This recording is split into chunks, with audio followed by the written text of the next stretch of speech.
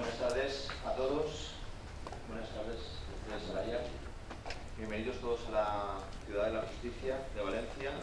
Es para mí un honor y un privilegio presentarles a Mercedes Salaya, está por todos conocida, la verdad es que no necesita presentación, que nos va a hablar sobre un tema de enorme actualidad y relevancia como es el de la independencia judicial y que afecta al núcleo duro del Estado de Derecho.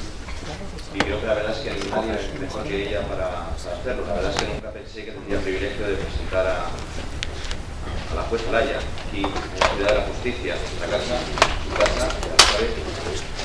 Una juez valiente, rigurosa, tenaz, mirada por su conjunto de trabajo judicial, exigente y de independencia judicial. Gracias por estar aquí con nosotros. La verdad es que hablar de independencia judicial es hablar del Estado de Derecho.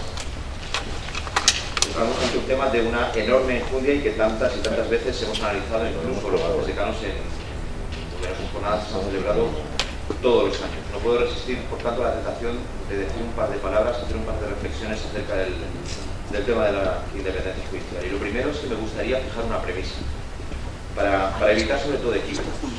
En España tenemos una judicatura profesional, muy cualificada, vocacional y rabiosamente independiente. Hasta el último juez del último pueblo de España resuelve con plena libertad y solo con dos herramientas, que son su conciencia, o lo que es lo mismo su libertad, y la ley. No hay que olvidar, como dice Jesús Villegas aquí presente en la mesa, que hablar de la libertad del juez, de su independencia, es hablar de la libertad de los ciudadanos. Y ello porque, en realidad, lo último que le queda al ciudadano en la defensa frente a los abusos del poder y de la violación de sus derechos es precisamente el sistema judicial. Yo creo sinceramente que los jueces españoles son independientes, pero una cosa es la independencia del juez y otra cosa es que hayamos conseguido realmente una verdadera independencia institucional, pero que no haya cosas que haya que reformar en el ámbito de la independencia institucional. Y en ese aspecto creo que sí que estamos necesitados de numerosas reformas. Sobre todo, debemos mejorar la apariencia de independencia del Poder Judicial español. Es necesario el lanzamiento total y absoluto del Poder Judicial del ámbito de la política, porque son ámbitos de actuación completa y absolutamente diferentes. Y no solamente hay que proclamar la independencia, sino generar una imagen de absoluto aislamiento del resto de los poderes. Y en este aspecto creo que fallamos de forma evidente. Somos uno de los países de Europa con un índice más bajo de percepción de la independencia, según datos de la Unión Europea como del Consejo de Europa, lo cual es absolutamente nefasto para la imagen de la judicatura española. En la última reunión de jueces decanos, año tras año, todos los años los jueces decanos de España, y esto lo digo como portavoz precisamente de los jueces decanos de todo el territorio nacional, se reúnen y elaboran una serie de conclusiones y frecuentemente en los últimos años parte de estas conclusiones se refieren a la necesidad de reformar, de apuntalar la independencia judicial. Así, por ejemplo, la necesidad de alejar al Consejo General del Poder Judicial de la influencia política, regresando al sistema de elección de sus vocales judiciales, no por los políticos, sino por los propios jueces, como por cierto postulan todas las recomendaciones del Consejo de Europa, siempre desoídas por los responsables políticos, sistema vigente en la Ley Orgánica del Poder Judicial de 1985, que los sucesivos gobiernos no han sabido cambiar. También, frecuentemente, los jueces decanos, año tras año, vienen solicitando un tema que suele pasar desapercibido, pero que desde mi punto de vista es tremendamente importante, que es el de la autonomía presupuestaria del Poder Judicial. Un Poder Judicial que no es económicamente independiente, es un Poder Judicial que está absolutamente condicionado, permítame la expresión, secuestrado económicamente por el Poder Ejecutivo Central y el Autonómico, que al que se dedica tan solo 1,17% de los presupuestos generales del Estado, a pesar de que tiene una carencia secular de medios materiales porque sencillamente no interesa o no conviene dotarle de los medios que necesita, no vaya a ser que resuelva con eficacia y con celeridad, porque también es, por supuesto, una sutil forma de condicionar la eficacia del Poder Judicial. Y todo esto dentro de un sistema de gestión que yo denomino gestión imposible, en el que participan tanto los funcionarios del Poder Judicial, el Ministerio de Justicia y las comunidades autónomas.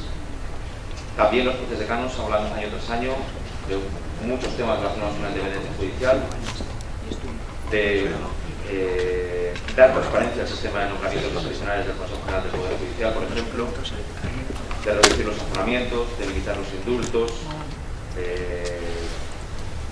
cuestionando la posibilidad de atribuir la instrucción a un Ministerio Fiscal mientras no se modifique el estatuto orgánico del Ministerio Fiscal y siga dependiendo del Poder Ejecutivo a nivel del Fiscal General del Estado, de la polémica supresión de la Constitución Popular, de poner límites y coto a los viajes de ida y vuelta de los jueces a la política, de contar con una policía judicial realmente independiente y dependiente de los jueces fiscales, que proclama el artículo 116 de la Constitución, pero que nunca se ha llevado a efecto, un cuerpo de peritos independientes que auxilia a los jueces en su trabajo y lo haga más ágil y más eficaz, una ley de antecedente criminal moderna, que tenemos desde 1882, derogar un sistema de plazo que obstaculiza la labor de los jueces de instrucción sin dotarles de medios adicionales, etcétera, etcétera, etcétera.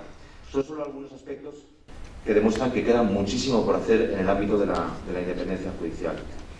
Pero, en fin, sobre estos y otros aspectos relativos a la independencia judicial, me imagino que nos hablará Mercedes Alaya, magistrada hoy de la Audiencia Provincial de Sevilla, antes magistrada titular del Juzgado de Instrucción número 6 de Sevilla, trabajadora incansable, que va a realizar una serie de reflexiones sobre los déficits que existen en España sobre el tema de la independencia judicial. Una conferencia que desde luego promueve, desde mi punto de vista, un debate necesario, de la que todos vamos a salir fortalecidos, porque nos va a hacer reflexionar sobre un tema esencial que concierne, además, no a los jueces, sino a todos los ciudadanos, ya que, como he dicho antes, afecta al corazón, a la médula espinal del Estado de Derecho. No quiero ya sustraer, y finalizo con esto, ni un minuto más de protagonismo a Mercedes. Es un placer tenerte hoy aquí entre nosotros en la Ciudad de la Justicia de Valencia. Estoy seguro de que vamos a disfrutar con tu conferencia y nos vas a enriquecer con tus interesantes consideraciones acerca de un tema tan sumamente interesante y tan necesitado de debate como es el de la independencia judicial en España. Muchas gracias por tu presencia aquí y estamos deseosos de escucharte. Muchísimas gracias por la presentación, muchísimas gracias por la asistencia. Perdonad el retraso, es que estoy bastante resfriada. Espero terminar la conferencia con voz, porque el día de ayer y el día de hoy han sido difíciles para mí. Bueno, lo primero que quiero poner de manifiesto es que mi sentimiento, mi sensación, ¿no?, es que quizás no es el momento adecuado para plantearnos, para debatir sobre este tema. Me da un poco de pudor por el problema catalán, es decir, lo digo sin tapujos, que se pueda entender que uno de los pilares fundamentales del Estado, que es el Poder Judicial, no está al lado del resto de las instituciones públicas, y sobre todo teniendo en cuenta que efectivamente el Estado y el Gobierno concretamente y el resto de los partidos políticos han considerado que la solución del problema catalán pasa por el Poder Judicial. Dicho esto, por supuesto, mi adhesión absoluta a lo que han hecho los compañeros jueces, tanto en la Audiencia Nacional como en el Tribunal Supremo, sobre este tema. Y bueno, tiempo habrá de calificaciones jurídicas, etcétera. Incluso adhesión también a las actuaciones del Ministerio Fiscal. Como digo, tiempo habrá de ventilar este tema. Me da como pudor hablar ahora de la independencia judicial porque no, aunque es un problema absolutamente real que venimos debatiendo desde hace mucho tiempo y que efectivamente es necesario solucionar en nuestro país, que es España, no quiero que se entienda como que nuestro país tiene algo que envidiarle a cualquiera de los países de nuestro entorno. Muy al contrario. Muy al contrario, si nos fijamos en el derecho comparado, en el sistema procesal penal de, por ejemplo, Alemania, donde efectivamente el Ministerio Fiscal es el que lleva la instrucción de la causa y el principal escalón del Ministerio Fiscal es el Ministro de Justicia. Con lo cual, si tenemos en cuenta esto y tenemos en cuenta que allí se rigen por el principio de oportunidad, que a mí me parece una auténtica aberración, lógicamente la igualdad entre los ciudadanos queda rota desde el origen. Lo mismo le ocurre a Francia, no dudemos, con la sola particularidad de que el Ministerio Fiscal, no sabemos por qué, vinculado al Poder Ejecutivo, está incluido dentro de la magistratura y que excepcionalmente los delitos de mayor gravedad, que ellos le llaman crímenes, pues eso sí, efectivamente se les otorga la instrucción al juez de instrucción. El resto de los asuntos al Ministerio Fiscal. Y por supuesto regido también por el principio de oportunidad. ¿Qué decir de Inglaterra? Inglaterra no tiene ni siquiera código penal. Hasta 1980 no se creó algo parecido a lo que pueda ni siquiera parecerse, se parece al Ministerio Fiscal. Perdonadme el inglés porque yo soy más de francés que de inglés. El Crown Prosecution Service. O sea, allí simplemente se limitan a acumular los expedientes que con total autonomía la policía investiga. Simplemente. Y por supuesto, criterio de oportunidad. Nuevamente, Estados Unidos, todo lo vemos en las películas, cómo funciona. Absolutamente politizado, solo que los jueces, es curioso, son jueces que llegan, por eso los vemos tan mayores en las películas. Lo digo por verlo todo más cercano, ¿no? Porque son juristas de cierto renombre que terminan su carrera con ese cargo que para ellos es importante, que es ser representante de la judicatura. Los fiscales los nombra el presidente de los Estados Unidos con el consenso del Senado. El único sistema que a mí verdaderamente me gusta y deberíamos de aprender quizá un poco de él es el sistema italiano. Efectivamente no olvidemos, bueno, pues, los antecedentes del derecho romano y que los grandes procesalistas italianos pues son de entre los mejores que podemos tener dentro de nuestro derecho comparado, ¿no? Allí todos pertenecen, fiscales y jueces, pertenecen a la magistratura, de tal manera que en realidad se le llama fiscal porque va a instruir el caso, pero podría recibir otro nombre, como por ejemplo juez, porque todos pertenecen a la magistratura y se pueden saltar es decir, pidiendo destino, pueden pasar o bien a ser fiscal, y digo que se llama fiscal porque instruye el caso, o bien al órgano de enjuiciamiento. Allí, aunque existe una unidad de criterio, porque es lo lógico, como también los jueces tenemos unidad de criterio, unificación de doctrina, que nos da, gracias a Dios, el Tribunal Supremo, lógicamente las circulares o las instrucciones que reciben de la Fiscalía General del Estado tienen una independencia, tienen una dependencia jerárquica, funcional y formal, pero en la práctica, en la realidad, cada fiscal o cada magistrado, porque son magistrados, instruyen con total y absoluta independencia los casos que llevan. Ahí sí impera el principio de legalidad y lo único que he hecho en falta es que el fiscal es el único que tiene el monopolio de la acusación pública. Allí no hay ni acusación particular ni acusación popular, que gracias a Dios la tenemos en nuestro país. Dicho esto, ¿por qué nos planteamos de manera tan rabiosa, como bien ha dicho el decano de los jueces de Valencia, la independencia judicial? Pues porque nosotros somos una democracia joven. Estos países llevan años y años, me refiero a Alemania, Francia, por supuesto Estados Unidos, Inglaterra, inmersos en el mismo status quo, no se plantean otras alternativas. Nosotros somos los españoles, quizás porque nuestros padres vivieron toda la dictadura o gran parte de ella, pues somos tremendamente exigentes con el principio de igualdad. somos tremendamente solidarios, eso no hay quien no lo niegue, y somos tremendamente justos, ¿eh? Y entonces muy exigentes, porque la solidaridad, la igualdad y la justicia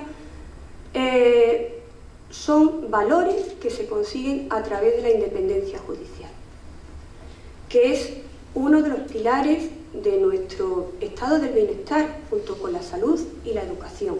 Por eso es tan importante que se aborde con tranquilidad, pero con eficacia, la independencia judicial en nuestro país. Siguiendo el sistema italiano, que os he dicho que a mí ciertamente siento ciertos puntos de conexión con ellos, dos procesalistas italianos, lo de menos son los nombres, en este caso se llamaban Romboli y Panizza, pues no solamente hacen depender la independencia judicial de la total desconexión con el poder político, sino hacen depender la independencia judicial de la total desconexión con los cargos, los principales cargos del poder judicial. Es decir, lo hacen visualmente como si fueran tres cajas chinas, ¿eh? La más grande, la independencia del exterior; la del medio, que está dentro de la más grande, pues la independencia del interior, que para mí es fundamental, y la pequeña sería la imparcialidad del juez. ¿Por qué digo esto?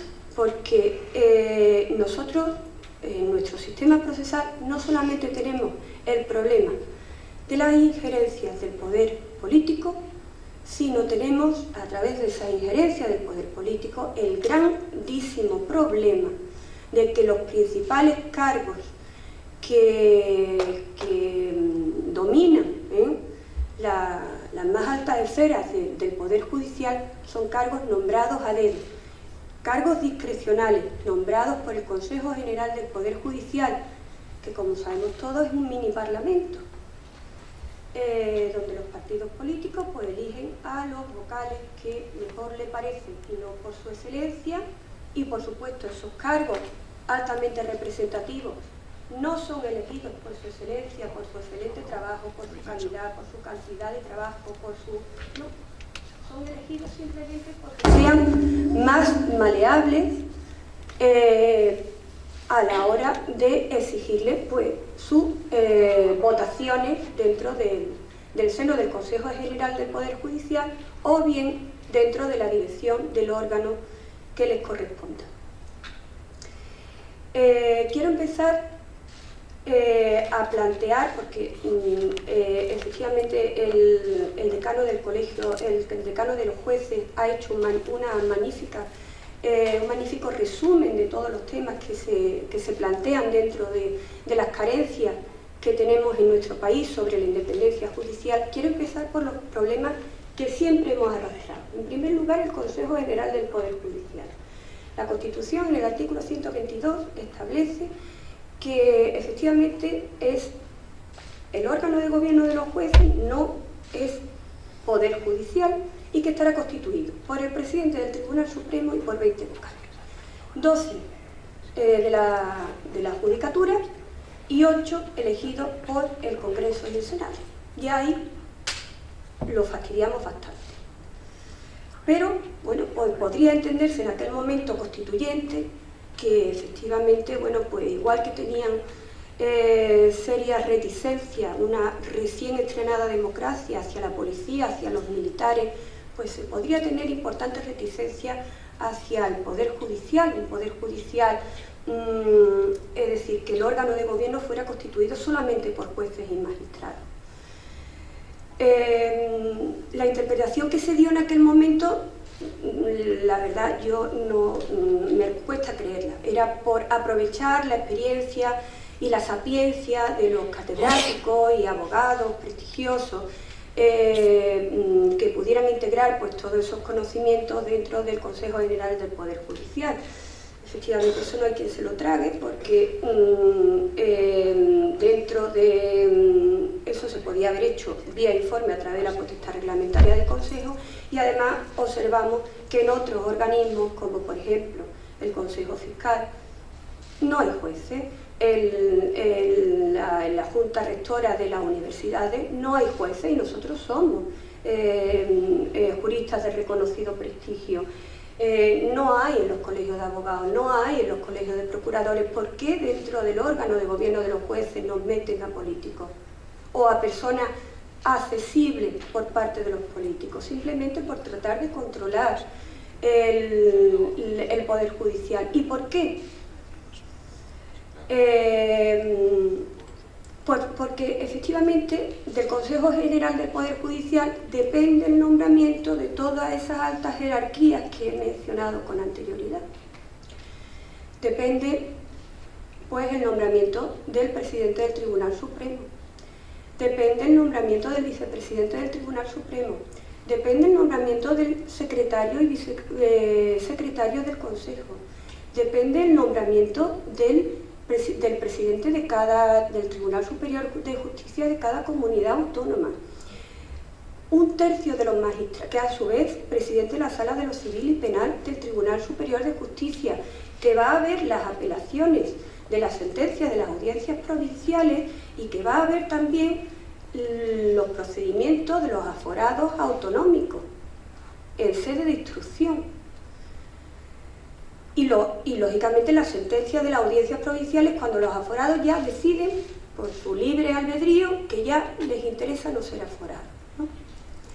Por supuesto, un tercio de esa sala de lo civil y penal del Tribunal Superior de Justicia también son nombrados por el Consejo General del Poder Judicial a través de una terna que le pasa a cada parlamento autonómico. A mí todo esto me parece una barbaridad.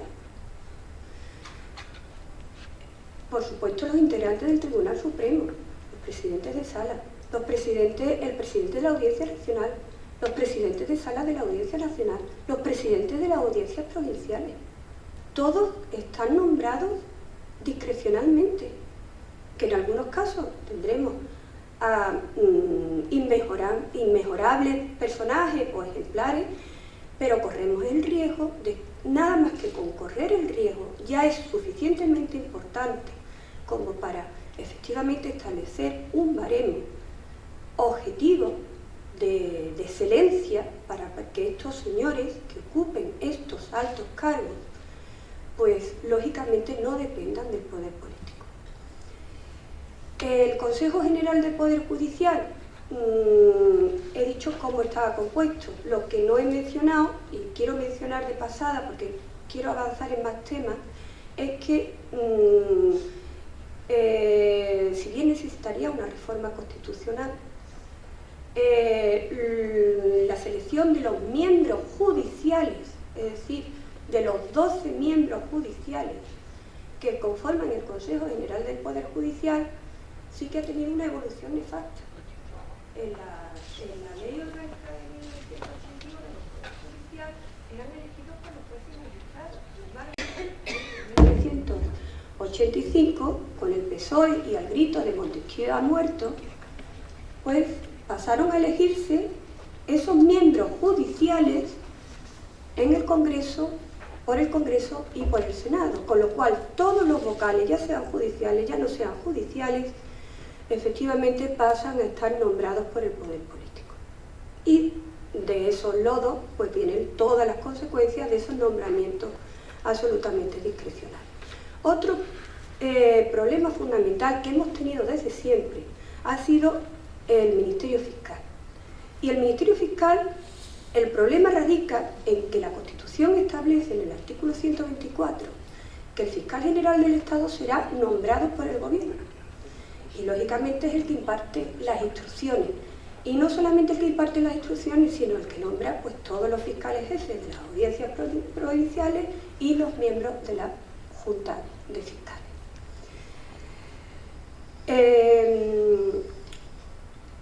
Con el Ministerio Fiscal, lógicamente ejerciendo casi el monopolio de la acusación, sobre todo en determinados procedimientos de delitos contra la administración, en delitos de corrupción, donde ahí no hay acusaciones particulares y muy escasamente encontramos acusaciones populares, nos encontramos que ese principio de legalidad que sí defiende a ultranza nuestro ordenamiento jurídico se diluye y efectivamente a través del ejercicio de la acción penal por parte del Ministerio Fiscal estamos corriendo el riesgo de introducir el principio de oportunidad, porque efectivamente el Ministerio Fiscal decide, porque tiene enlace directo y comunicación directa con el gobierno, porque es el gobierno el que le dice las acciones que tiene que emprender en determinados casos que al gobierno le interesen. Estamos introduciendo ese principio de oportunidad, porque efectivamente puede ejercitar determinadas acciones y otras, pues dejarlas, aunque la esté investigando la policía judicial, puede dejarla dormir el sueño de los justos.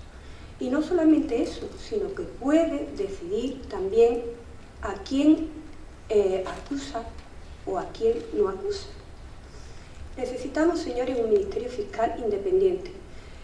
Los miembros del Ministerio Fiscal son extraordinarios profesionales, pero ellos mismos reclaman la independencia del Ministerio Fiscal porque cada 2 por 3 están vapuleados por noticias como por ejemplo, como la que nos encontramos antes del verano, de que cierto ministro del Interior le daba direcciones al fiscal general del Estado para que ejerciera una acusación contra un determinado político catalán. O bien el bochorno que, por lo menos lo que decía la prensa, y lo planteo como hipótesis de estudio, no porque yo sepa la realidad, el bochorno que vivimos con el fiscal anticorrupción, que finalmente dimitió, pero por otras razones, cuando efectivamente este fiscal anticorrupción, que había sido nombrado gracias fundamentalmente a las influencias ejercidas por el antiguo presidente de la Comunidad Autónoma de Madrid, pues no se aparta, no cede el paso a un segundo o al segundo en el escalafón que podía haberlo ejercido la acusación pública extraordinariamente como él, porque el Ministerio Fiscal no tiene obligación de abstenerse, ni existe posibilidad de recusarlo, ni tienen régimen disciplinario. Con lo cual, este fiscal anticorrupción coge la instrucción de los delitos de malversación, prevaricación, etc., que efectivamente se estaban instruyendo contra el antiguo presidente de la Comunidad Autónoma de Madrid, y le deniega a los 2 fiscales que estaban llevando la instrucción junto con el juez de la Audiencia Nacional, le deniega las entradas y registros en el domicilio de este señor. Efectivamente había una relación de amistad, una relación de profundo conocimiento entre estas 2 personas. Los fiscales en aquel momento tuvieron la valentía insólita, porque esto no hubiese ocurrido en el resto de los partidos judiciales, y de esto doy fe, de exigirle la instrucción por escrito. Se la da por escrito y vuelve a denegar la entrada de registro. Efectivamente esto terminó en el Consejo Fiscal y le dio la razón a los fiscales, y gracias a eso pudimos tener esas entradas de registro que efectivamente consideraban ellos que eran importantes para la instrucción de la causa. Vuelvo a decir que esto es una actuación insólita, porque los fiscales, como marchamos desde el inicio, de marca, están obligados y acostumbrados a obedecer las instrucciones de su superior jerárquico. Y esto en el resto de los partidos judiciales no nos lo hubiésemos encontrado, esta valentía y este empecinamiento por interés por el servicio público. El Ministerio Fiscal, en determinados procedimientos, como son los procedimientos de corrupción o contra la administración pública, no puede llevar la instrucción. No puede llevar la instrucción porque depende del gobierno y porque depende, lógicamente, de lo que decida el gobierno o de los pactos políticos que tenga el gobierno con otros partidos políticos. Entonces, puede ser que sea interesantísimo para ellos en un determinado momento la opinión pública respecto de determinadas personas, o ser absolutamente inoportuno. Es decir, estamos colando el principio de oportunidad a través de la dependencia jerárquica del Ministerio Fiscal del Gobierno. Otro principal problema que venimos arrastrando desde siempre es la falta de autonomía presupuestaria. Se podrá decir que, bueno, ¿hasta dónde y qué abarcaría nuestra autonomía presupuestaria? Podríamos discutir mucho, dejamos los edificios judiciales al margen, dejamos que lo administre el Ministerio de Justicia, dejamos incluso la partida más importante del Poder Judicial, que desgraciadamente no es el funcionamiento o la realización de la función jurisdiccional, sino los funcionarios judiciales, los sueldos de los funcionarios judiciales, son los que se llevan la máxima partida del presupuesto de justicia. Podríamos debatir esto, pero lo que no podemos debatir, es decir, tendríamos que impulsar, es que efectivamente tengamos una autonomía presupuestaria en cuanto a medios, en cuanto a la decisión de nuevos juzgados, para poder desarrollar la función jurisdiccional de la manera más adecuada. Para esto no es necesario reformar la Constitución, simplemente como se hace en el resto de los ministerios o en el resto de las consejerías de las comunidades autónomas. Un grupo de trabajo formado por representantes del Ministerio de Economía o de Hacienda y representantes del Consejo Fiscal y del Consejo General del Poder Judicial. ¿Que los jueces no somos duchos en número? Vale, pero para eso están los técnicos. Técnicos que efectivamente nos pueden asesorar en estos temas. Por eso ese grupo de estudio en todos los ministerios se hace entre expertos, de un lado y de otro. Expertos, lógicamente, en materia presupuestaria. El Consejo General del Poder Judicial, el Consejo Fiscal presentarían su anteproyecto, donde querrían que estuvieran sus gastos ese año. Eso se pasa al grupo de trabajo con el Ministerio de Economía y Hacienda, se llega al techo de gastos y luego se pasaría, una vez consolidado, al Ministerio de Economía para que luego se introdujera dentro del anteproyecto y proyecto de la Ley de Presupuestos que terminaría siendo aprobada por el Parlamento. Si no tenemos esa autonomía presupuestaria, en cuanto a los medios para el ejercicio de la función jurisdiccional, en cuanto al número de juzgados, en cuanto al personal de apoyo, el personal de apoyo es fundamental. Me da igual que los funcionarios titulares los controle el Ministerio de Justicia, pero el personal de apoyo es fundamental porque se trata de juzgados o bien que están colapsados por el exceso de trabajo, o bien que están llevando causas tan complejas que efectivamente necesitan personal cualificado, no una bolsa de parados que lo mismo han desarrollado su anterior trabajo pues en una empresa de leche o en una empresa de mensajería. Es decir, necesitamos personal que efectivamente sepa a qué se van a dedicar. Solamente así, efectivamente, el Poder Judicial dejará de estar al albur de lo que los gobiernos centrales y los gobiernos autonómicos quieran, y las asociaciones judiciales recuperarán verdaderamente su objetivo, que es efectivamente reivindicar cada vez el mejor funcionamiento del ejercicio jurisdiccional y no estar tratando de colocar a través de los políticos, a través del Consejo General del Poder Judicial y a través de los presidentes o tribunales superiores de justicia, pues sus miembros en aquellos cargos que efectivamente van a ser nombrados discrecionalmente. Solamente de esta manera se produciría una regeneración de las asociaciones judiciales y podrían llamar a sus filas pues gente de reconocido prestigio que pudiera aportar algo más que intentar trepar, porque vemos en las asociaciones judiciales, desgraciadamente, muchos, otros muy buenos, pero muchos compañeros que lo que intentan es hacer política dentro de la justicia. Y la justicia es algo que es vocacional, como bien ha dicho el decano.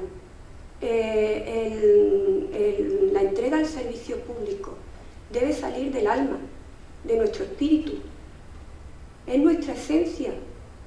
Por eso nos distinguimos y por eso la justicia, junto con la policía, junto con los militares que antes, todos estos cuerpos que antes generaban tanta suspicacia,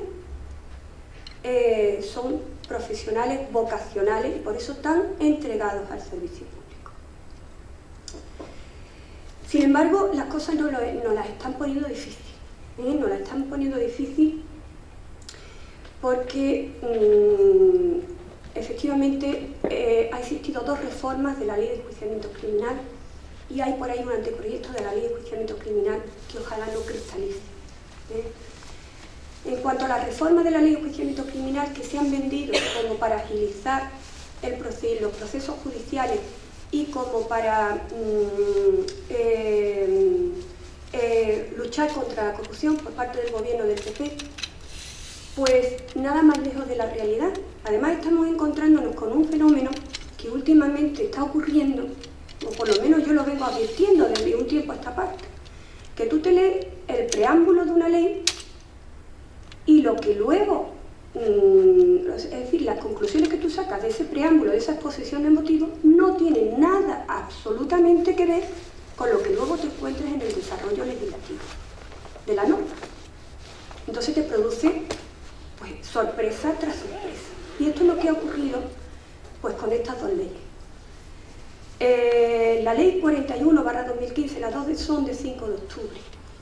Aparte de cargarse el principio de conexidad, que esto tendría para hablar durante otra conferencia, que lo dejaremos para otra.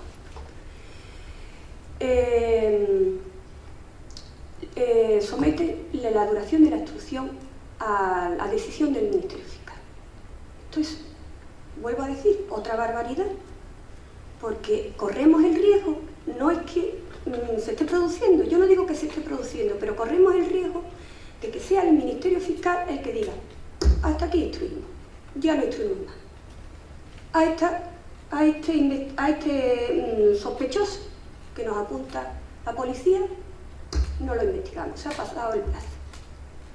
El plazo es de 6 meses, si la causa es compleja, será de 18 meses, prorrogable, pero como la ley es mala, la técnica legislativa es bastante deficiente, el artículo 324.4 establece la posibilidad excepcional de que el juez de instrucción pueda, sin necesidad de que la causa sea compleja, sea simple o compleja, pueda establecer el plazo máximo de instrucción. Y establecer este plazo máximo de instrucción siempre que lo soliciten, no ya el Ministerio Fiscal, gracias a Dios, sino las partes personales. Entonces, aquí hago hincapié en la necesidad de que tengamos, sobre todo en estos procedimientos contra la administración pública, de que tengamos acusaciones populares para que complementen o para que sustituyan las acciones que ejercitan o que pueden ejercitar o que lo ejercita el Ministerio Fiscal.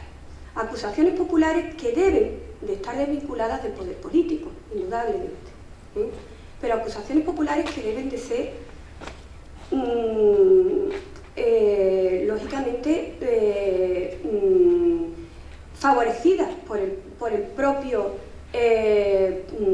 la propia administración, porque nuestra Constitución lo dice y la reconoce en el artículo 117, qué frase más bonita: la justicia emana del pueblo. Emana del pueblo, señores, emana de todos nosotros, de todos los ciudadanos. Entonces, vamos a quitarle la necesidad de esa fianza, que para un ciudadano, o para determinado ciudadano, una fianza de 3.000, 6.000, 10.000 euros es mucho dinero. Vamos a quitarle todas las trabas, incluso vamos a subvencionar las cuantas subvenciones habré visto yo de cosas absolutamente absurdas y que conocemos todos los ciudadanos. No vamos a subvencionar precisamente a las acusaciones populares que están reconocidas. Somos de los pocos países en los que están reconocidas constitucionalmente, para poder facilitar el ejercicio de la función jurisdiccional. hablaba del artículo 324.4, si efectivamente no hay ni acusación particular ni hay acusación popular, desgraciadamente volvemos otra vez al mismo problema. Es el Ministerio Fiscal el que pasa el tiempo, el que determina el tiempo que va a durar la instrucción. Ahora, cuando ya han hecho esta ley, pues parece que hay un proyecto o un anteproyecto en el que, como han visto la barbaridad, que es sujetar un procedimiento o la instrucción de un procedimiento a esos plazos tan exiguos, porque una instrucción se puede complicar. Y además una instrucción depende de que fulanito viva en la otra punta del partido judicial donde se está desarrollando la investigación, que no nos mande la documentación por parte del organismo que se haya pedido, es decir, depende de muchas cosas. Y no se puede sujetar a 2 y 2 son 4. Ellos evidentemente no se sujetan a plazos. ¿Por qué nos tienen que sujetar a nosotros a plazos? A nosotros somos los más interesados, en acabar esos procedimientos judiciales, pero acabarlos bien, no acabarlos a la mitad o a la cuarta parte.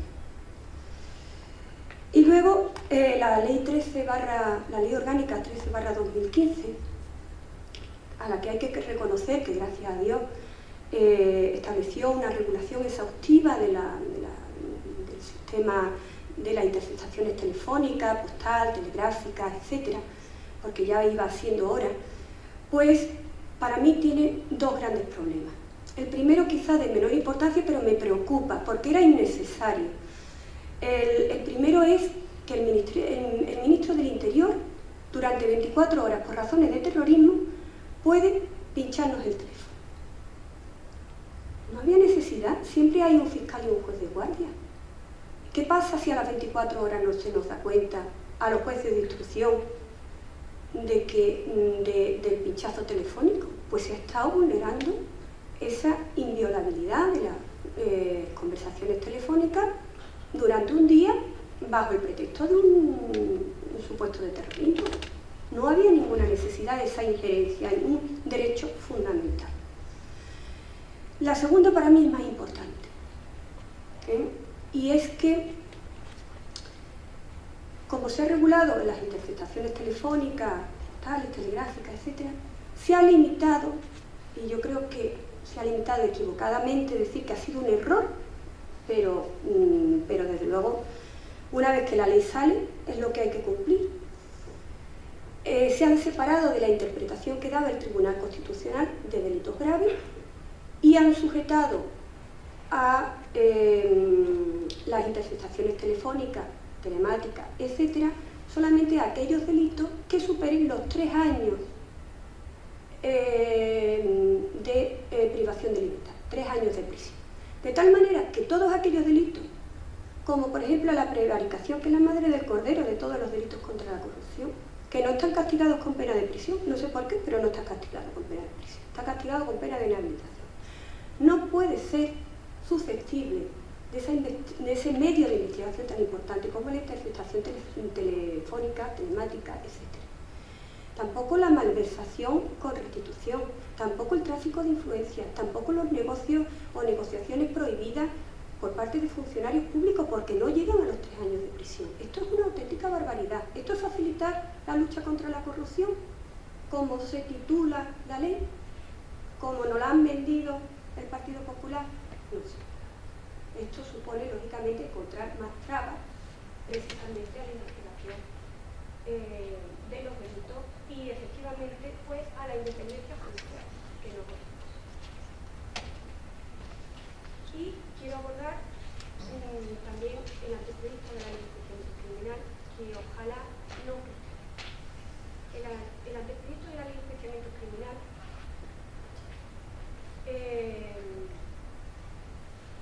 tiene el principal problema, que es que la instrucción se la atribuyen a los fiscales.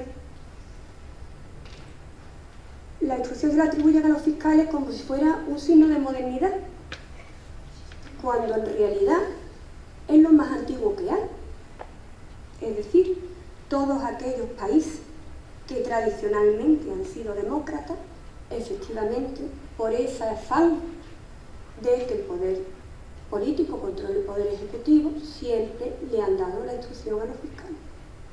Ya he hablado de Alemania, he hablado de Francia, he hablado de Inglaterra, he hablado de Estados Unidos, y al final quien termina investigando en todos esos países es la policía. El Ministerio Fiscal en la mayoría de las ocasiones se lava las manos. Con lo cual, ¿qué queremos estar? ¿En un estado policial? Por supuesto, es necesario que se reforme la Constitución en cuanto a que el fiscal general del Estado sea nombrado por el Gobierno, y yo plantearía lógicamente un sistema en el que lógicamente existiera esa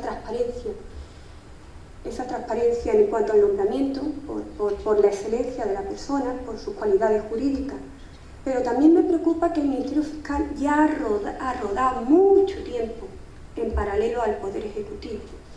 Entonces quizás se me ocurre, porque suscitaría suspicacia, ¿no?, un Ministerio Fiscal o un representante máximo del Ministerio Fiscal elegido por los propios fiscales, ¿no?, porque ya digo que han rodado mucho tiempo, largo tiempo, al lado del Poder Ejecutivo. Yo propondría efectivamente un nombramiento consensuado por parte de las principales fuerzas políticas. Las tres principales fuerzas políticas, y necesariamente, si nos tenemos que poner de acuerdo, encontraríamos la persona adecuada. Una persona que no se dejara de comprar ni por uno ni por otro. Una persona que además, efectivamente, tuviera que darle cuenta, con independencia de que tuviera que darle cuenta, mediante un procedimiento reglado y transparente al Gobierno, que no existe hoy. Las conversaciones pueden ser cuando quieran, sin agenda, sin darle cuenta a nadie, directamente con el Ministerio de Justicia o directamente con el presidente del Gobierno. Pues un procedimiento de reglado para darle cuenta al Gobierno y una dación de cuenta a la mesa del Congreso cada 6 meses. Eso es lo que yo propongo de las principales actuaciones del Ministerio Fiscal, siempre que lógicamente no se invada el secreto de las actuaciones. Si efectivamente el sistema de elección no nos genera la suficiente confianza, no estaría de más una moción de confianza al fiscal general del Estado, teniendo en cuenta que esa ley de enjuiciamiento criminal le va a atribuir la instrucción de los delitos a dicho Ministerio Fiscal, una moción de confianza, pues al menos ante la Cámara del Congreso, para que pudiera dar cuenta y pudiera efectivamente pues sacar y preguntar pues sobre aquellas actuaciones que le han parecido inidóneas, y al final de todo se debatiera si efectivamente este señor sigue siendo idóneo o inidóneo para el cargo. Y lo mismo los fiscales jefes respecto del Consejo Fiscal. Los fiscales jefes de cada audiencia provincial, Tribunales Superiores de Justicia. Efectivamente, yo soy absolutamente partidaria de mantener la instrucción en manos de los jueces de instrucción, pero rabiosamente, con la expresión que ha utilizado el decano, yo me opondría a que el fiscal fuera el instructor en los procedimientos de corrupción. Ahí sí que corremos un gravísimo riesgo de que efectivamente eso no llegue a nada, o que llegue a los delitos más leves, conociendo que efectivamente se han cometido delitos de mayor gravedad. Digo riesgo, no estoy hablando de hechos, pero riesgo enorme, porque efectivamente no solamente el Gobierno, sino luego el fenómeno de pactos políticos que estamos siendo espectadores de ellos. Ahora me alío con fulanito porque me interesa, este fulanito me va a pedir que, oye, no muevas esto porque a mí me perjudica.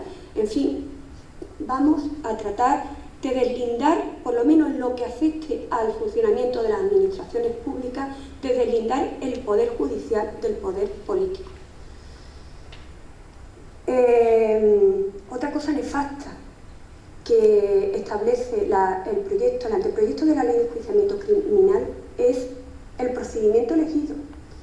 Se escoge el procedimiento más lento que hay, que es el procedimiento del jurado. Pero además, con unos riesgos enormes, porque lo que pasa al órgano de enjuiciamiento es tan solo un dossier donde irá el auto de apertura de juicio oral, irá los escritos de acusación, irá la prueba documental, irán las pruebas preconstituidas, exploraciones de menores, exploraciones de personas de avanzada edad que no puedan desplazarse por alguna cuestión médica, etc. Pero no van a pasar ni los atestados policiales, el órgano de enjuiciamiento va a quedar sin albis en relación a los atestados policiales tan importantes en una investigación judicial, ni van a pasar las declaraciones de los testigos que han podido deponer sobre determinadas circunstancias, conocimientos de personas involucradas, etc.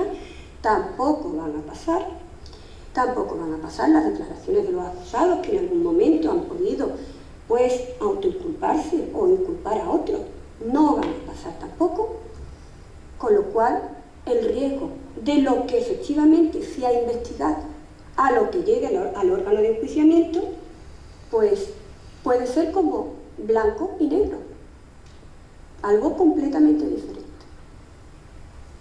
Además, la Policía Judicial va a estar a las órdenes, según este anteproyecto de la Ley de Enjuiciamiento Criminal, a las órdenes del fiscal, y los jueces nos vamos a convertir en convidados de piedra.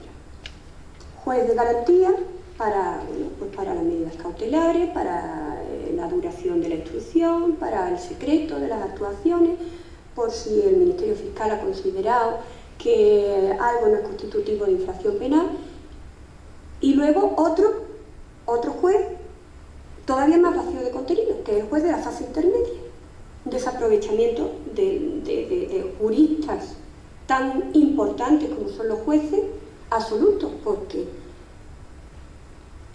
en un entendimiento de que se le atribuya al fiscal la instrucción, pues podríamos entender que con el juez de garantía sería suficiente, porque como no ha instruido puede abrir la fase intermedia. No, se nombra otro para la fase intermedia y otro órgano de enjuiciamiento. Es un auténtico dispendio de medios, señores. Esto es una barbaridad. Y luego además el Ministerio Fiscal va a ser el que va a controlar la prensa. Es decir, la Policía Judicial ni la Guardia Civil van a poder dirigirse a los medios de comunicación para, muchas veces por criterios de oportunidad, lo hacen muchísimas veces. Es interesante dar esta noticia porque el contexto de la investigación puede ser el adecuado para darla, ¿no? Para que se levanten ampollas. No. Aquí ya las fuerzas y cuerpos de seguridad del Estado completamente amordazados, y el único que va a dar las noticias oficialmente va a ser el Ministerio Fiscal, limitándose al objeto del procedimiento de las partes implicadas. Me parece que efectivamente se trata de una reforma donde lo que se nos pretende es amarrar al Poder Judicial absolutamente y hacer depender el Poder Judicial de las decisiones del Poder Ejecutivo. ¿Cómo se nos ve en el exterior? En el exterior se nos ve como grandes profesionales, tanto a los jueces como a los fiscales. Pero el informe GRECO, que es el grupo de Estado de la Comunidad Económica Europea en la lucha contra la corrupción, el informe del 15 de enero de 2014 arremetía tremendamente contra el Consejo General del Poder Judicial, contra su composición, contra su modo de elección de los vocales, contra el hecho de que los cargos más importantes del Poder Judicial, todos los presidentes y miembros que he estado desglosando, que a mí se me ponen los vellos de punta, que sean discrecionales, pues efectivamente sean discrecionales, no sean elegidos por unos baremos objetivos de excelencia, de calidad en sus trabajos. Por supuesto, también dice que mientras más casos de corrupción, más casos de injerencia por parte del poder político se está viendo, que el fiscal general del Estado hay que limitarle el periodo de mandato, tiene que ser un fiscal general independiente. Todo eso piensan de nosotros. Es decir, no se meten en cuanto a los jueces y en cuanto a los fiscales, consideran que somos buenos profesionales, se meten y critican todo lo que venimos hasta ahora desglosando. Y luego ya el último informe de la Comisión Europea del 2016, de marzo de 2016, viene a decirnos que el Consejo General del Poder Judicial no solamente no es un órgano que garantice la independencia judicial, sino que constituye una amenaza potencial para la independencia del Poder Judicial. Señores, no pasa nada, no pasa nada. ¿Qué es lo que está ocurriendo? Pues, con todo esto, pues que ahora la prensa, que lógicamente está dominada por el capital y también pues, por grandes figuras políticas, no nos olvidemos los consejos de administración, pues están tratando de rebajar el interés por los asuntos judiciales. Quizás ahora el tema catalán es una actualidad que no se puede evitar. Pero la actualidad que existía años antes, es decir, me estoy refiriendo 3, 4 años antes, por los temas de corrupción, ya no existe. Ya no existen, ¿por qué? Para que no se enteren los ciudadanos. Solamente se enteren de las normas que sacamos para agilizar las instrucciones y para luchar contra la corrupción. Pues no, señor, eso no sirve para nada. Y para que no se entere el exterior, para que no se entere, lógicamente, los países de nuestro entorno.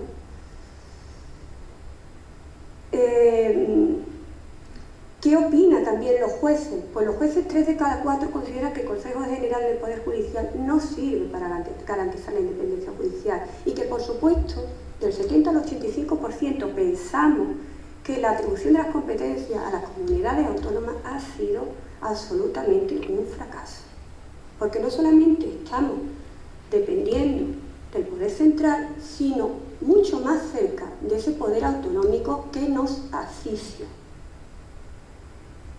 Y lo digo en carne propia, que nos asfixia. ¿Qué propondría yo? Pues propondría efectivamente un Consejo General del Poder Judicial independiente con nombramientos de todos sus vocales por jueces y magistrados, un Ministerio Fiscal independiente. Es necesario, ya entre en vigor la ley de enjuiciamiento criminal o no entre, es necesario que sea independiente en sus investigaciones o en el ejercicio de las acciones que vaya a realizar. Es necesario propiciar la acusación popular, quitarle todas las trabas, subvencionarla. También es necesario esa autonomía presupuestaria para no estar al baile, al soniquete de los políticos. Es necesario eliminar el aforamiento. No podemos estar con ese coste de medios. Ahora soy aforado, me conviene ser aforado, me voy al Tribunal Supremo, me voy al Tribunal Superior de Justicia. Ahora ya llega un punto en que no me conviene ser aforado y ahora pues todo el trabajo que ha hecho el Tribunal Superior de Justicia o el Tribunal Supremo no vale para nada. Ahora va a los jueces ordinarios. No, señor, si tú eres un aforado y estás con el resto de personas que no son aforadas, tienes que conocer el juez de instrucción natural a la mayoría de los investigados. Lo que yo quisiera es que desapareciera el aforamiento. Pero mientras desaparezca o no desaparezca, eso debería de ser así. Y si el Tribunal de Justicia, Superior de Justicia o el Tribunal Supremo considera que efectivamente le compete el asunto porque se trata de un solo aforado, de 2 aforados, de 3 aforados, y estos señores luego piensan que quieren dejar de ser aforados porque ya no les interesa estar sujetos al Tribunal Supremo, al Tribunal Superior de Justicia, que no pierdan la competencia, que no se pierda y se tire a la basura el trabajo que se ha hecho durante meses. Y no se pierda además la oportunidad de la investigación, porque la investigación hay que cogerla tan pronto como nos llegue, no al cabo de 2, 3 años, tan pronto como nos llegue. Y por supuesto las puertas giratorias. Señores, yo lamento porque son compañeros excelentes los que efectivamente se han muchas veces ido a la política durante un tiempo y luego han vuelto. Desde luego yo propondría que Por supuesto tienen todo el derecho de volver porque son jueces, pero que estuvieran limitadas las jurisdicciones a las que volvieran. Nunca a la jurisdicción contenciosa administrativa y nunca a la jurisdicción penal.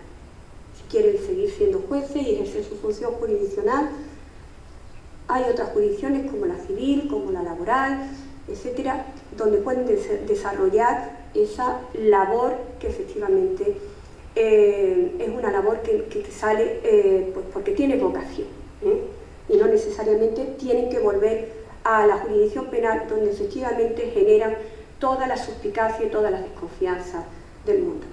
Bueno, pues hasta aquí mi conferencia. Espero que podamos intervenir con una pequeña charla si tienen alguna pregunta que hacer. Muchas gracias.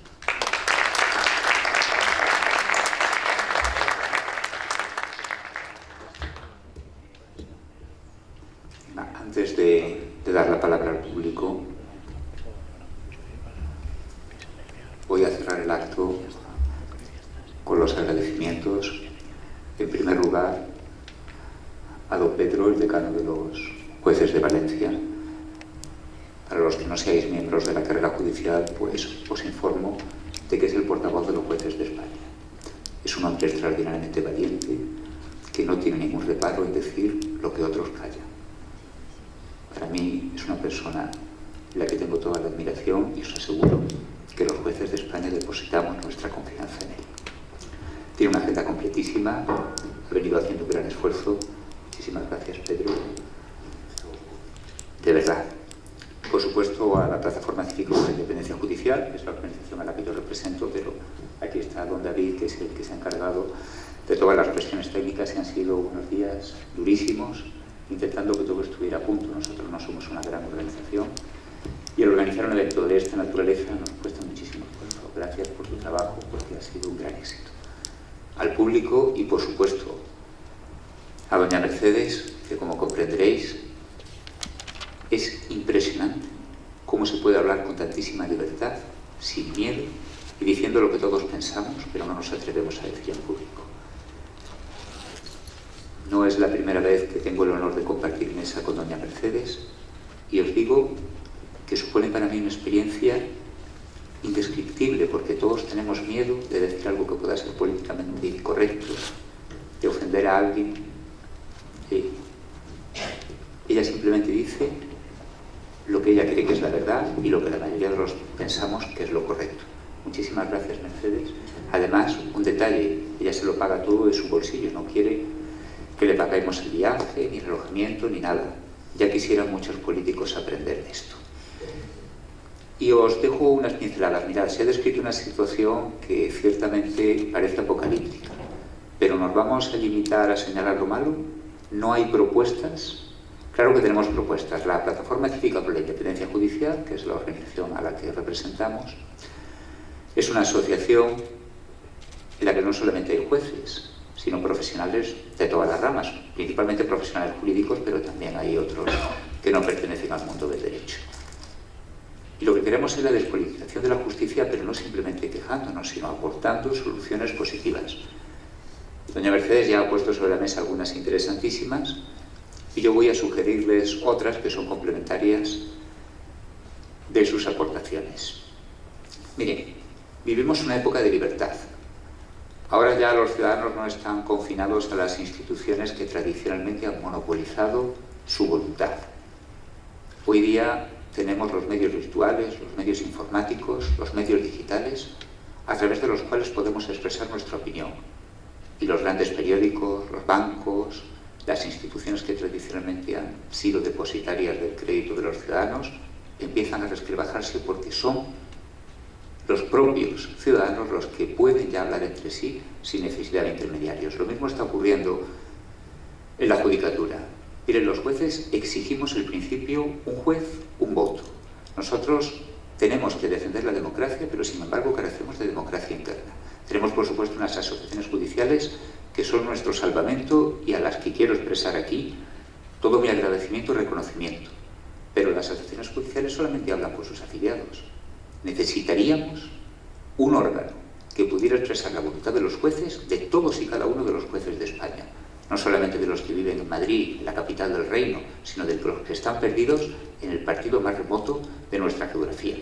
Por supuesto, los jueces decanos creo que somos ahora la avanzadilla de la democracia y que en buena medida cumplimos esa función, pero habría que institucionalizarlo para crear un cuerpo de jueces, un cuerpo electoral donde los jueces pudiéramos hablar con toda libertad.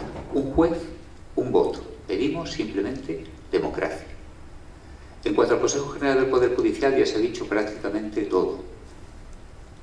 Los jueces no pedimos que todo el Consejo General del Poder Judicial sea elegido por los propios magistrados, faltaría más. Lo que queremos es que se vuelva a una situación de equilibrio. Sin embargo, los políticos han devorado toda la tarta. Ya no es que una parte la elijan los jueces y otra parte la elijan los políticos, ahora es todos los políticos. Con lo cual se ha creado una situación insólita en Europa que ha merecido las condenas de organismos internacionales. Y este Consejo General del Poder Judicial, que debe su composición a los políticos, es el que elige a la Corte de Casación en el Reino de España, que es el Tribunal Supremo. Es el que elige a los presidentes de las audiencias provinciales, pero es el que ahora mismo a mí me puede suspender de empleo y sueldo y verme la indigencia, porque yo soy un trabajador que no tengo más medio de subsistencia que mi sueldo. Con esta situación hay que acabar ya. Y los políticos están siendo sensibles, porque, como decía, las estructuras tradicionales de poder se resquebrajan y los ciudadanos no lo aceptan. Están pensando en alguna reforma. Pero ¿qué tipo de reforma va a ser esa? Como decía Lampedusa, cambiarlo todo para que las cosas sigan igual. La clave está en el sistema electoral, que se establezca y que no impida que entre pasillos, aunque los jueces formalmente votemos, luego salgan solamente aquellos candidatos que se hayan pactado en la sombra por los partidos políticos. Por eso es absolutamente necesario que se permita a la expresión de la voluntad de los jueces de base, de los jueces de a pie, poder presentarse sin que sean mediados por partidos políticos, asociaciones, el Consejo o cualesquiera otros organismos. Volvemos a lo mismo, un juez, un voto. Yo sé que van a cambiar las cosas, pero tengo mucho miedo de que el sistema electoral, al final, sea, en la letra pequeña, un trucaje para que sigan mandando los de siempre. Y, por supuesto, en la plataforma estamos elaborando estudios sobre este tema, incluso estamos contactando con matemáticos que analizan los procesos electorales comparando con lo que hay en otros países. Y por último, dos temas, para ser muy breve. La instrucción por el Ministerio Fiscal. Mire, tenemos en España unos fiscales excepcionales en los cuales deposito toda mi confianza porque, aunque el ciudadano lego no lo sepa, ellos ahora mismo tienen facultades de investigación. ¿Quiénes deben instruir, jueces o fiscales? Es una pregunta muy buena. Doña Mercedes se ha pronunciado a favor de los jueces. Yo, desde luego, soy partidario de que instruya a los jueces, pero creo que el problema está un poco desenfocado. Lo fundamental no es quién instruya, sino cómo se instruye. Fíjense, están diciendo ahora los partidos políticos que van a dar autonomía a los fiscales. Miren, eso es un truco. Quien investigue tiene que ser independiente. Por favor, no se lo crean. Están intentando engañarlos. Si mañana se comete un robo, la investigación criminal es saber únicamente cuál fue el ladrón. Y para eso la política no tiene absolutamente nada que ver. La investigación criminal tiene que ser independiente, imparcial, neutral y completamente desconectada de la política. Una reforma cosmética del Estatuto Orgánico del Ministerio Fiscal para que dependan del poder político, pero un poquito menos que ahora, es una farsa. El que investigue tiene que ser completamente independiente y, por consiguiente, desligado del Ministerio Fiscal. Del poder político. Si tenemos un fiscal que es independiente, inamovible, absolutamente imparcial, neutral en sus investigaciones, ¿en qué se diferencia de un juez instructor? Eso no lo quieren. No lo quieren y por eso utilizan esa pantalla retórica cuando hablan de la autonomía. No se lo crean, por favor, que es un engaño. Y además hay una circunstancia técnica que se suele pasar por alto. Y es que quien investiga no debe acusar. Porque, como enseña la psicología, y en Estados Unidos hay muchos estudios al respecto, cuando uno investiga, por muy neutral que quiera ser, si lo hace con vistas a la acusación, tiene sesgos cognitivos, o sea, prejuicios que inconscientemente lo llevan a buscar más las pruebas de cargo que de descargo. De la misma manera que los jueces de instrucción no podemos juzgar, los investigadores no pueden acusar. Y se decía, qué grave es que no se acuse a alguien por presiones políticas.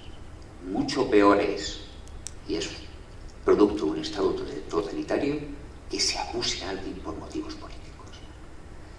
Y lo que es verdaderamente sorprendente es que se pretenda presentar bajo la bandera del progresismo la investigación por el Ministerio Fiscal.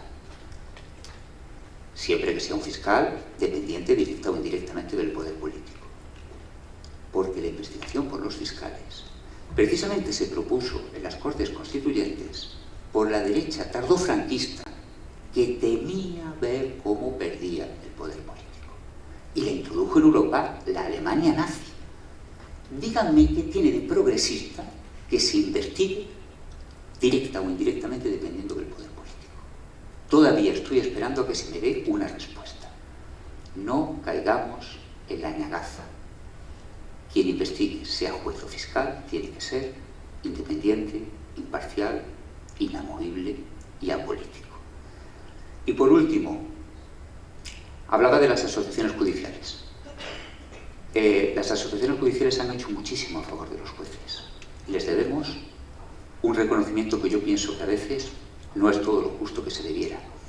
¿Por qué? Porque están tiznadas, están manchadas por la sospecha de que funcionan para colocar a determinados afines en ciertos cargos y que en conjunción con el Consejo constituyen agencias de colocación de amigos. Yo quiero rebatir esta interpretación maliciosa y romper una lanza a su favor. Pero también quiero que se reforme el sistema para que estas sospechas desaparezcan de una vez por todas. La Plataforma Cívica de la Independencia Judicial ha elaborado unos documentos técnicos de gran calidad jurídica, uno de ellos sobre la investigación por el fiscal, otro de ellos sobre la elección al Consejo General del Poder Judicial y otro de ellos sobre el nombramiento de altos cargos en nuestro país. Y proponemos una regla muy sencilla. En realidad, dos reglas. Son varias, pero yo aquí solamente quiero hablar de dos. Una de ellas, que a la hora de nombrar un alto cargo judicial, los méritos estén baremados en un 75%, de manera que sean objetivos y se pueda hacer de una manera aséptica, sin ninguna sospecha de influencia del poder político. Pero otra más importante todavía es que cuando el Consejo General del Poder Judicial deba elegir a un candidato y algún vocal sea de la misma asociación que ese candidato, el vocal deba abstenerse. Desaparecería por completo cualquier duda de connivencia o de sospecha. Se lo hemos hecho llegar al señor ministro, al señor presidente del Consejo General del Poder Judicial, a las diversas asociaciones y todavía estamos esperando respuesta. En este año 2008 va a haber una reforma legislativa.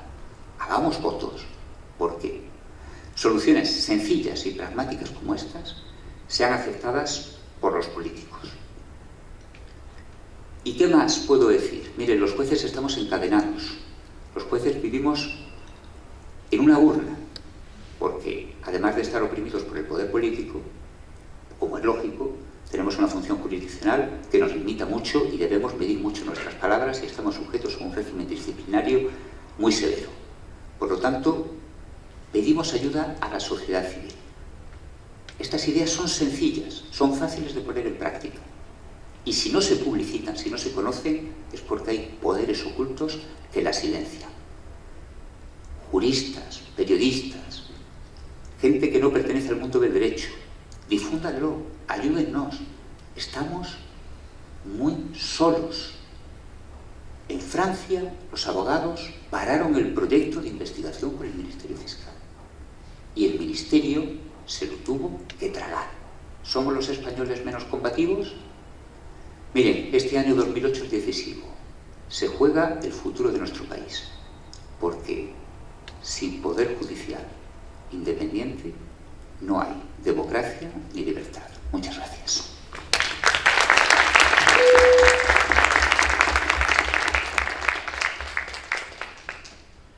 Y bueno, Pedro, si quieres dirigir al público, si alguien quiere hacer alguna pregunta. desagradable que sea, lo sé por pura experiencia, ¿eh? Os aseguro que no tiene ningún miedo escénico. ¿Alguna pregunta? Veo yo aquí algunos compañeros conocidos por su espíritu combativo, ahora resulta que tenemos miedo escénico. Bueno, ahora que el caso de Sera ha vuelto a la actualidad política, es inevitable sacar el tema, al menos para mí. Y quería relacionarlo también con el tema de la independencia judicial, porque usted en su día sí que criticó a la actual titular del caso, a María Núñez, por su estrecha amistad con el exconsejero de Justicia, con Emilio de Lera. ¿Y cree que esto también es un ejemplo de escasa independencia judicial? Mire, en relación a ese tema, eso fue una comunicación dirigida al Consejo General del Poder Judicial. Fíjese hasta qué punto no tenemos independencia judicial, que esa comunicación que yo dirigí, y por supuesto era una comunicación como cualquier carta absolutamente secreta y dirigida a su destinatario, se dio, lógicamente por intereses políticos, a todos los medios de comunicación. Claro que tenía esa sospecha, lógicamente, son conocidas en Sevilla absolutamente.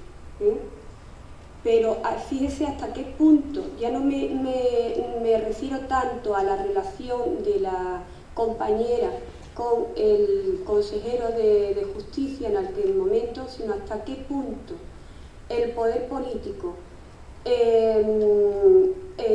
efectivamente se metió en todo este proceso de que yo no siguiera instruyendo la causa, que hizo pública, lógicamente con la anuencia del presidente del Consejo General del Poder Judicial, al cual iba dirigido, la carta que yo le dirigí, lógicamente reservada a él, en un trámite que se me había dado. No sé si llega a enterarse de lo que le estoy explicando. Por eso es lo que decía antes Jesús, nosotros estamos expuestos a todo. Yo no critiqué a esa señora, yo manifesté mis dudas personales a quien tenía que manifestarlas, no al público en general, sino a quien tenía que decidir sobre la continuación o no por mi parte de la instrucción de ese caso. Y sin embargo, pues los titulares que salió es que Mercedes Alaya criticaba o critica a tal, no. Eso era algo privado. Y como privado debería de haber quedado. Y por supuesto en términos de absoluta educación. Si usted o el medio de usted ha tenido ocasión de leer el escrito, verá que me refería en absoluto en términos de elegancia y de educación, como siempre lo hago.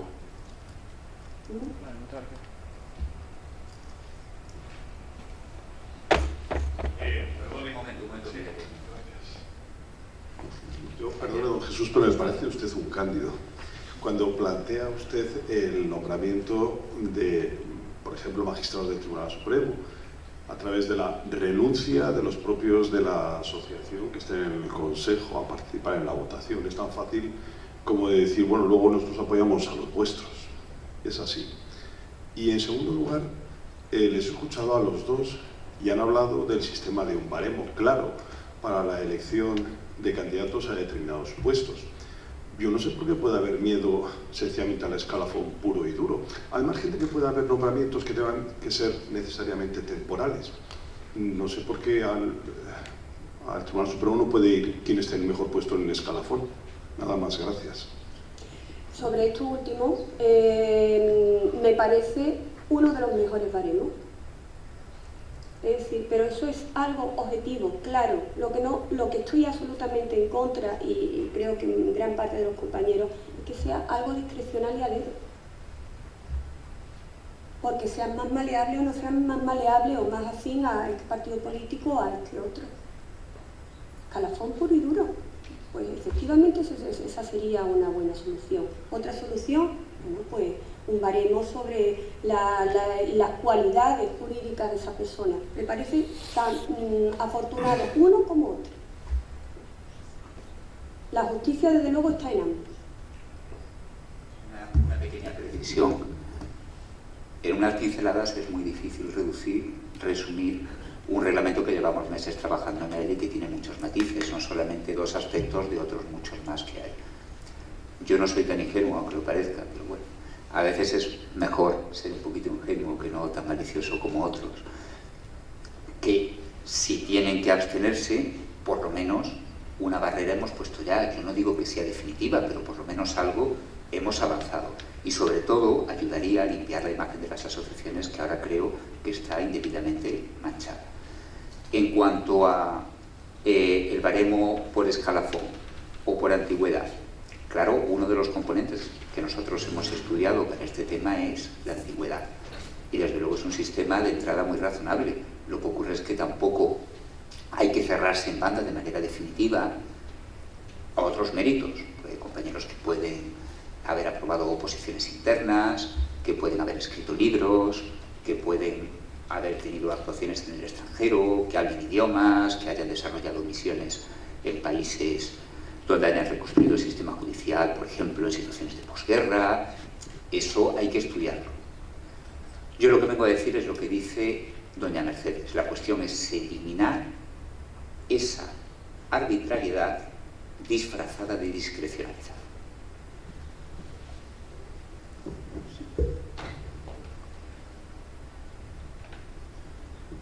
Hola.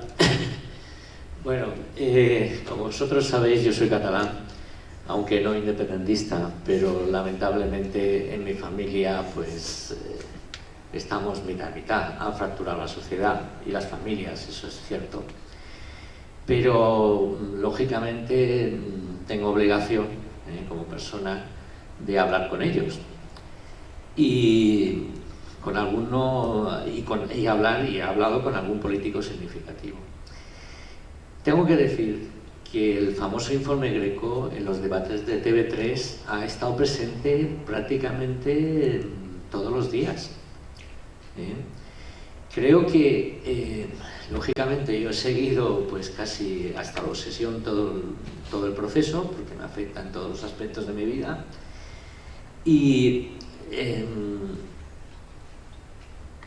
ciertamente creo que el Poder Judicial y la Fiscalía se ha ganado su emancipación en Cataluña.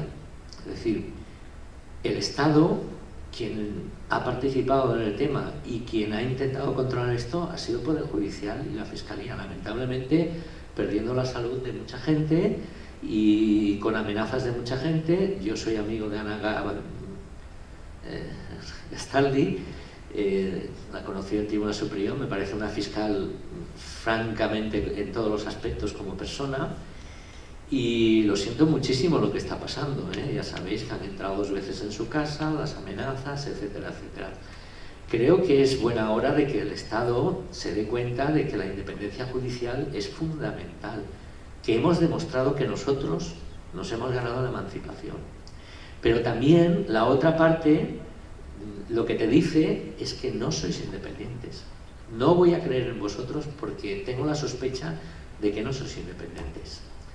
Y entonces hemos dado alas a unos pensamientos que podrían haberse evitado si realmente hubiese un estado de justicia infranqueable en su independencia. Lo digo sinceramente. Y creo que además mi admiración, como habéis hecho a la plataforma, a los compañeros que están ahora en Cataluña es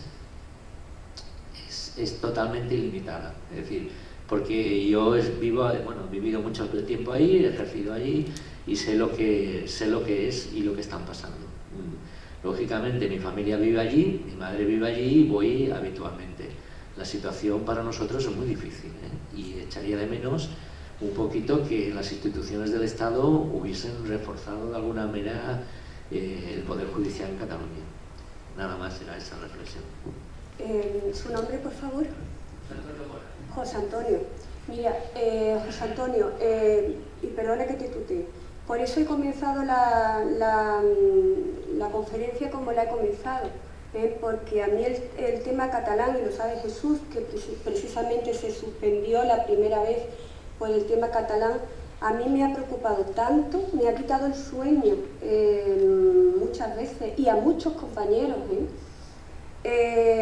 Y por eso he querido comenzar diciendo que yo estoy al lado de las instituciones públicas, porque nosotros lógicamente somos una columna fundamental.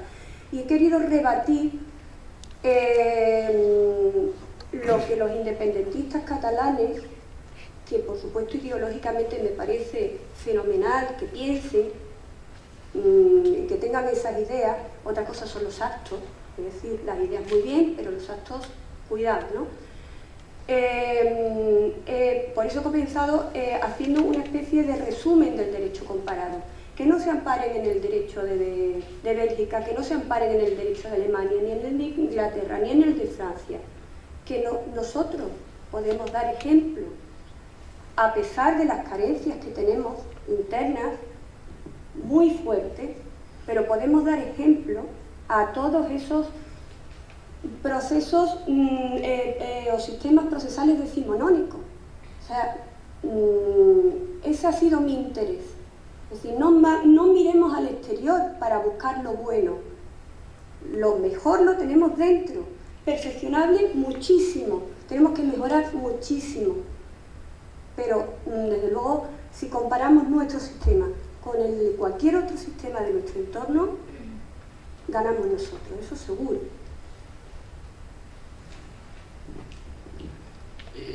Estoy totalmente de acuerdo.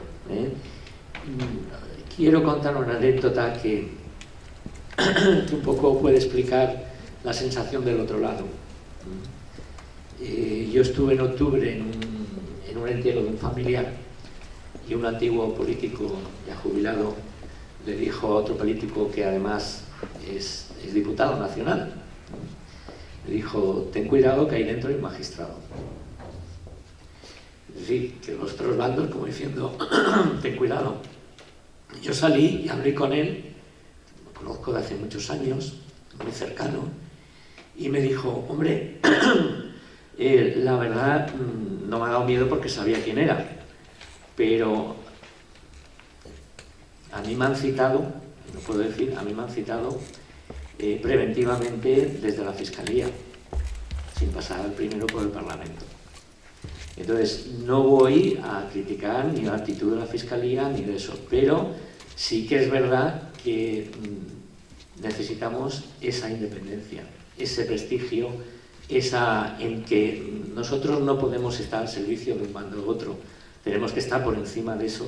Claro. Y lógicamente, y que además la gente de la calle lo sepa, porque a lo mejor algunas, si hay una duda, esto es lo de la mujer de César famoso, que no me gusta, porque es la mujer, pero si hay una simple duda de la falta de independencia, podemos dar argumentos a la otra parte para que sigan en su pensamiento, que yo creo que es un pensamiento único, y yo lo digo, no estoy de acuerdo en absoluto, y me cuesta creer que la gente de mi familia o de cercanos amigos sigan ese pensamiento, pero realmente lo siguen, y no me queda más remedio que convivir con ellos, ¿no? Es difícil, es muy difícil, porque ahora viene Navidad y van a salir temas, ¿no? Y lógicamente hay que evitarlos, hay que evitarlos. Yo desde luego lo puedo vivir mejor desde fuera, y agradezco a Chimo, que ha estado por aquí, que lo he seguido por la televisión, creo que ya se ha ido, ¿no? Y nos ha hecho un gran favor Chimo, porque ha salido en todos los procesos estos, y el Poder Judicial de alguna manera pues ha visto que nosotros somos independientes y que no participamos de una situación u otra. Gracias.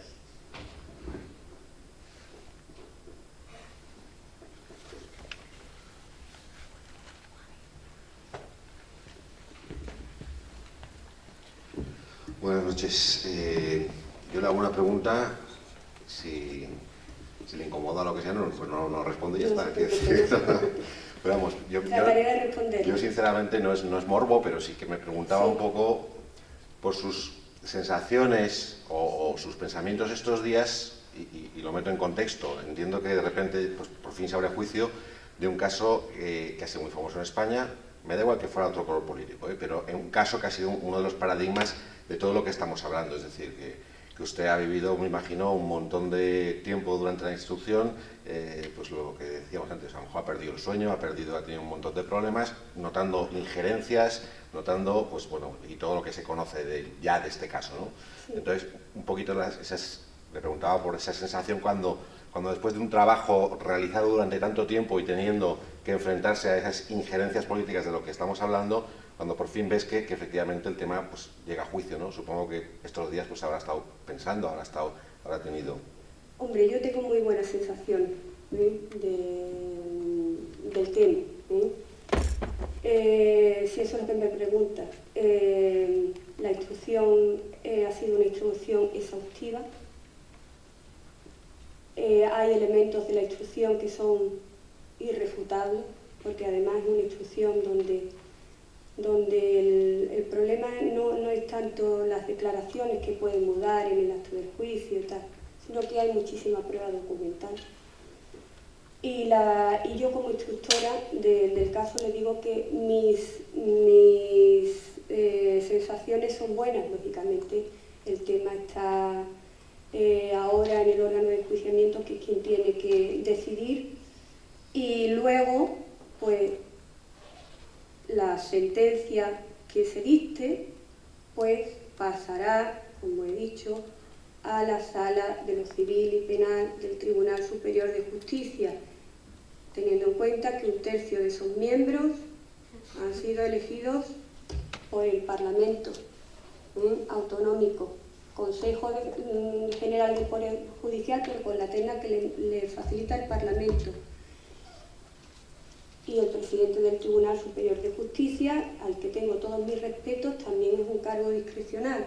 O sea que esa apariencia, aunque sean los mejores profesionales del mundo, esa apariencia al que antes se refería el señor decano, es lo que nos quita el sueño a muchos, nos genera una sensación de incertidumbre fea que no querríamos tener, pero como sensación, como instructora, las mejores.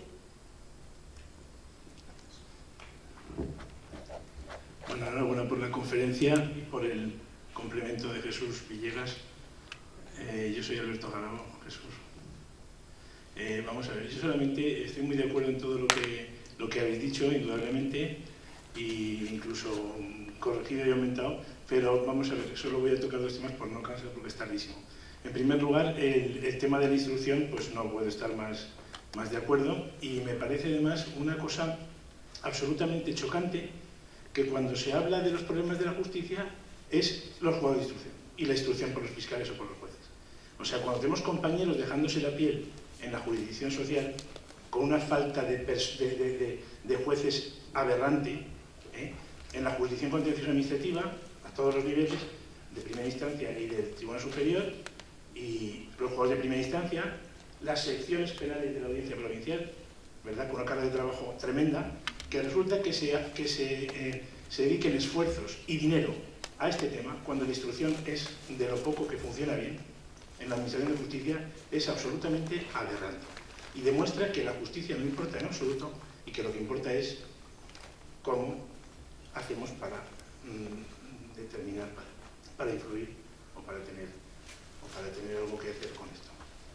En segundo lugar, además, con la instrucción, vino el ministro hace un par de meses a la Fundación Manuel Roseta, yo creo, no sé si tú estabas, Pedro, y para hablar precisamente de los proyectos del Ministerio y tal, entre ellos, por supuesto, el tema de la instrucción.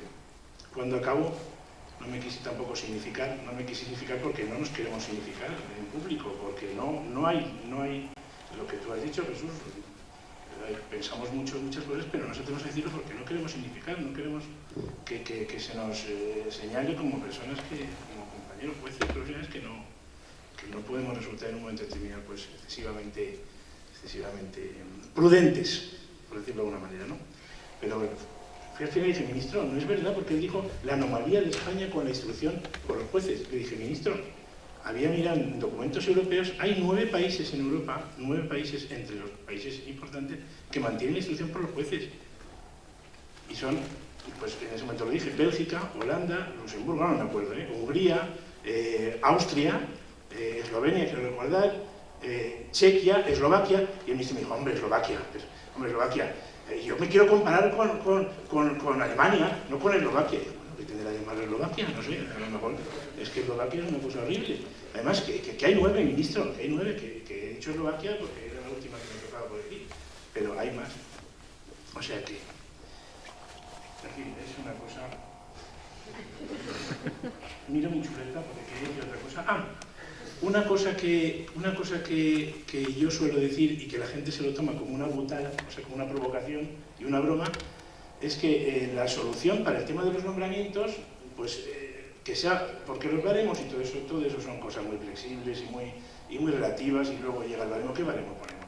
Y además, perdona, lo que se trata de un juez demuestra que es un buen juez cuando está juzgando constantemente y trabajando en el juzgado, y no haciendo libros y yendo de aquí para allá, con todo mi respeto, está fenomenal. Eso está estupendo y enriquece muchísimo y tal, pero aquí los que se rompen los cuernos y hacen sentencias estupendas y trabajan y se estudian los 2000 folios de cada asunto y tal y cual, eso es que haces 4 artículos y eso tiene que estar en el baremo. No, yo creo que no. Entonces, lo definitivo es la antigüedad. Pero bueno, yo comprendo que la antigüedad, pues no sé, a lo mejor... Entonces yo propongo siempre, y ya te digo que suena como una butada, es el sorteo. Es decir, que haya unos baremos mínimos para que tampoco vaya a presentarse pues una persona que está verdaderamente en el límite de lo normal, sino que sea un tío cualificado, un tío con unas cualidades, con unos requisitos, con un currículum, con unos méritos objetivos y profesionales, y que se haga una selección de estos tíos, 15, 20, oye, y se saque la bolita. Y ese tío no le debe el cargo a nadie, ni el favor a nadie, y es absolutamente libre, objetivo y imparcial. Y si lo hace mal, pues bueno, pues que se le expediente o que se le haga algo, cualquier cosa, ¿no?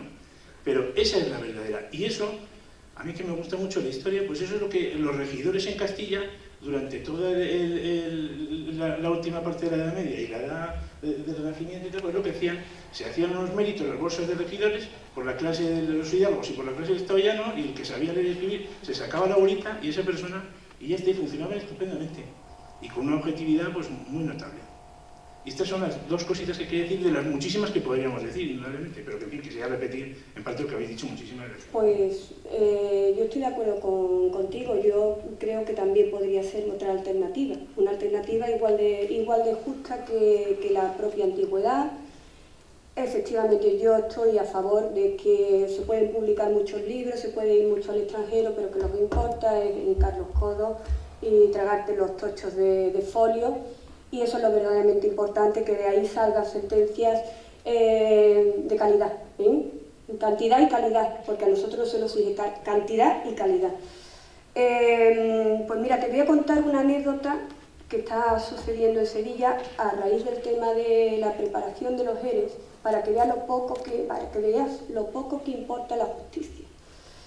Estamos desde hace un par de meses sufriendo una serie de reformas en el edificio. El edificio de la audiencia es un edificio antiquísimo, yo no sé si puede ser de principios de siglo. Es un desastre de edificio en cuanto a aprovechamiento. Y se están haciendo unas reformas que nos están machacando a todos los que trabajamos allí, porque yo, por ejemplo, trabajo en un despacho con 5 magistrados más, un despacho que puede tener 12 metros cuadrados. 5 magistrados más, uno tecleando, otro hablando para que se le dicte, o sea, un desastre. Pero los señores investigados y sus respectivos letrados del tema de los ERES tienen que hacer pipí. Y entonces, pues, se le está habilitando unos servicios que nosotros sí podemos hacer pipí en cualquier circunstancia, en cualquier condición, aunque sea efectivamente tercermundista, pero yo no. Entonces se está arreglando los cuartos de baño de cada planta para que, hombre, demos una imagen medio decente. Y efectivamente se está creando, o se ha construido ya, una sala de vista que se podía haber efectivamente eso llevado a cualquier otro sitio, que además no hubiese interferido durante un año que se prevé que puede durar el juicio en el normal funcionamiento, entrada, salida, prensa. Vuelvo otra vez a la prensa, yo cada vez que salga ahora, foto que te crío.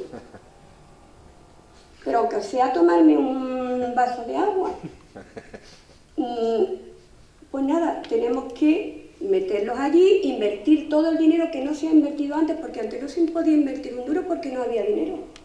Ahora sí, ahora llega el tema de los ERE y tenemos que modificar salas de vista para hacerlas grandes, tirar tabiques, tenemos que echar a gente porque ya no cabes y tenemos que arreglar todos los cuartos de baño para que los señores pues hagan pipí en unas condiciones normales. Con lo cual, pues ahí es donde se va el dinero de la justicia.